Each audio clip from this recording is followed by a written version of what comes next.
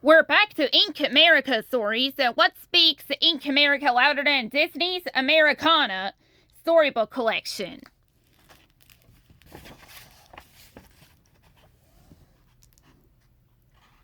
No, let's see. We're starting with page 67.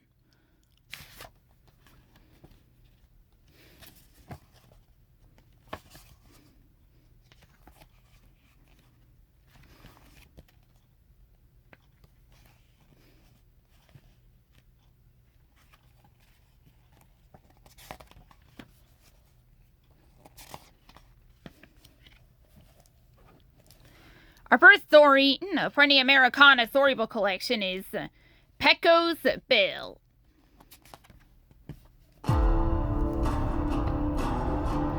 Down Texas way, the Pecos River flows.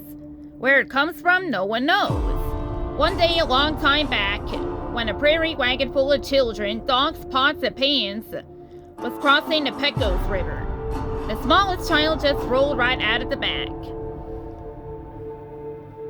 That child's name was Bill. He sat there all alone on the prairie until a mother coyote came along and took pity on him. She decided to take him home and raise him as her own, along with her coyote pups.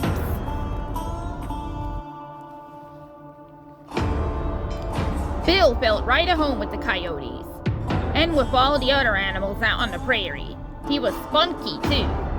As Bill grew, he learned how to outlope the antelopes, outjump the jackrabbits, and outhiss the snakes. Then one day, a young colt wandered into the Pecos land. The poor thing was weak and couldn't defend himself against the buzzards, so Bill decided to help him out. Before long, Bill had taken care of those buzzards, and Bill and the colt were friends.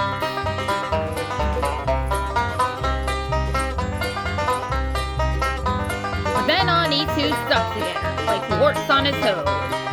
As Bill grew, he became a cowboy. The toughest critter west of the Alamo. His weak little colt grew into a big, strong horse known as Widowmaker, because he had bucked off so many cowboys. Why the two of them became famous in the Pecos land, and their deeds even more so.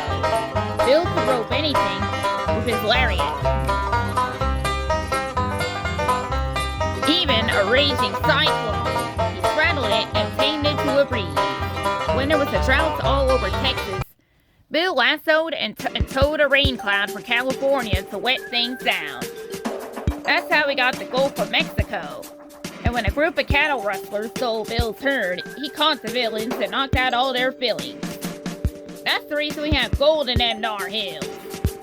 Once Bill lost his way in the desert,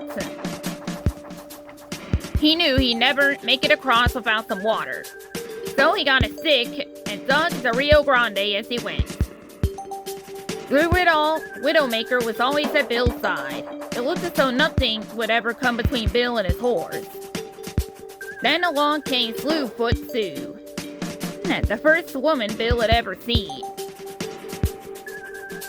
To Widowmaker, Sue looked like trouble, and sure enough, she was.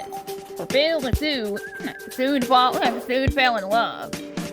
Sue wanted to marry Bill, and she wanted to do it while riding Widowmaker.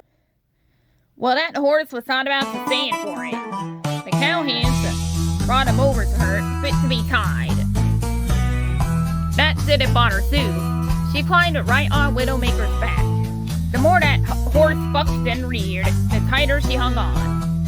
She was a real bronc rider. The only problem was that Sue was wearing a wire bustle under her wedding dress. Little by little, that bustle began to act as a spring as she bounced up and down, each time sending her higher and higher into the air. Then suddenly the rein snapped as Sue went flying skyward.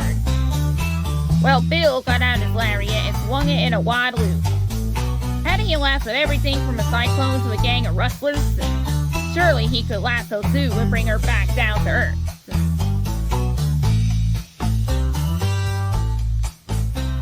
He threw the loop wide and high up in the sky.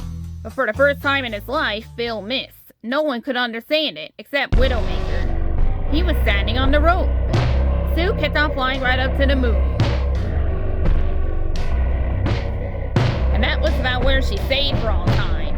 As for Bill, he rode away from the plains and never returned. Folks think he went back to the coyotes. They say that when the coyotes howl at the full moon, you can hear Bill howling right along with them. But just ask anybody today who the best cowboy in Texas is. They'll still tell you it's Pecos Bill.